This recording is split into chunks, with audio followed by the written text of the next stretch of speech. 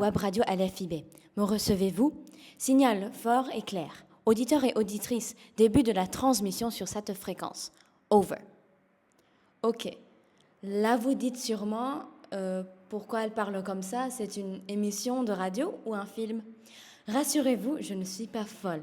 En fait, c'est exactement comme ça qu'on utilisait la radio à ses débuts, notamment pendant les guerres mondiales.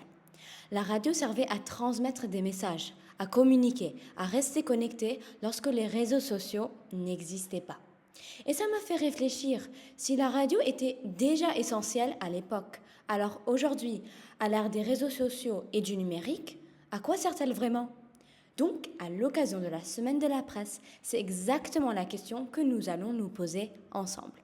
Vous écoutez une émission de presse sur une radiodiffusion, la web radio du LFIB.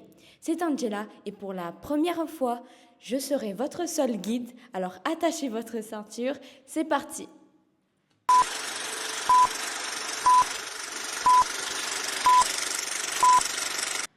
Revenons quelques années en arrière. Précisément en 1888, où les ondes hertziennes ont été découvertes par Heinrich Hertz. Et si vous n'avez pas encore découvert le programme de physique-chimie en 3e, le Hertz est une unité de mesure de fréquence qui correspond au cycle de vibration par seconde. Ensuite, grâce à cette découverte, Guglielmo Marconi, un physicien italien, réussit les premières transmissions de signaux TSF vers 1898. C'est ainsi qu'on commence à transmettre les voix et la musique par ce phénomène appelé télégraphie sans fil. Vous connaissez la suite, on découvre, on manipule, on améliore et boum, cette découverte se popularise. Les familles se rassemblent autour d'un poste pour écouter des informations, la musique et des émissions. Pendant la Seconde Guerre mondiale, la radio joue un rôle crucial. Elle informe, transmet des messages importants et sert parfois à résister. Cela aussi fait partie du programme du brevet. Les années 1950, la télévision apparaît. Beaucoup pensent que cela va concurrencer la radio. Pourtant, cela encourage de plus en plus de jeunes à ouvrir des stations locales et nationales. Et la radio reprend sa place. Pourtant, comme dans de bons films d'action, il y a toujours un élément perturbateur qui bouleverse tout. Je ne pense pas que vous nécessitez une introduction sur le joyeux bazar du web. Et pour ceux qui n'ont pas beaucoup d'humour, cette blague désigne l'Internet. Eh bien oui, l'Internet et les réseaux sociaux sont apparus vers les années 2000-2010 et ont conquis le monde. Donc, pour changer l'atmosphère de cette émission, je vais débattre avec moi-même sur radio vs réseaux sociaux. Allons-y.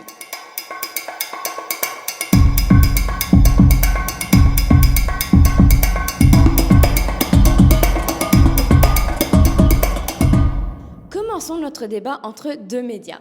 D'une part la radio et d'autre les réseaux sociaux. Premièrement, la radio, c'est un média qui prend le temps. Les informations sont vérifiées, expliquées, placées dans leur contexte. À la radio, on écoute sans être distrait par des images, sans scroller sans fin. Et du coup, cela est idéal pour les trajets en voiture du matin. La radio accompagne en travaillant, en révisant, etc. Et surtout, la radio cherche à informer, pas à faire le buzz, ni vous rendre addict en 3 minutes. Les réseaux sociaux, c'est la rapidité. L'information arrive tout de suite, parfois même en direct. Tout le monde peut s'exprimer, partager son point de vue, réagir, poster, etc. Les réseaux donnent une voix à des personnes qu'on n'entend pas toujours dans les médias traditionnels.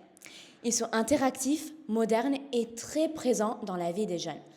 Enfin, tous les jeunes sauf moi. Pourtant, lorsque tous les jeunes sont sur les réseaux, moi j'ai choisi la radio. Chacun ses défauts. En conclusion, je vous ai donné le prototype et maintenant c'est à votre tour de nous dire ce que vous en pensez. Radio ou réseau, le double R. Encore là, vous n'avez pas dormi? Promis, c'est bientôt la fin. Enfin, presque. Mais du coup, une question. Pourquoi je perds le temps devant un micro à enregistrer cette émission si on dit partout que la radio va disparaître? Eh bien justement, la radio ne va pas disparaître.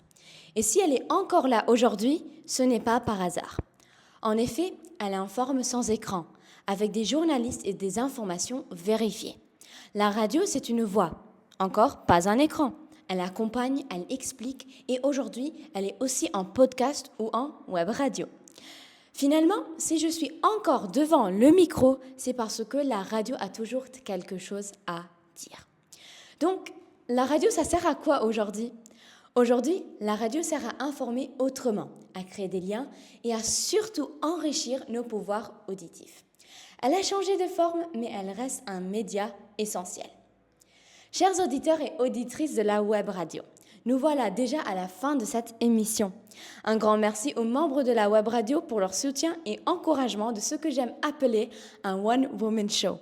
Je suis très reconnaissante de cette formidable opportunité d'exprimer et de discuter l'importance du rôle de la radio et les raisons pour lesquelles nous la mettons en œuvre. Cette émission illustre aussi l'importance des événements dont la Semaine de la presse organisée par l'AEFE qui ouvre de nouvelles opportunités d'apprentissage. Surtout, n'oubliez pas de mettre un like, s'abonner et de partager cette super émission autour de vous. Ici à la FIB, nous rendons l'antenne. Transmission terminée. Restez à l'écoute des ondes libres. Out. Un beat s'emballe comme un cœur battant. Euro et Orion se prennent la main. C'est la web radio qui résonne au lointain. Elle, FIB, tu danses dans nos esprits. De part à nos mondes, on est réunis. Énergie moderne pour un jour nouveau. Bienvenue là où le son devient flambeau.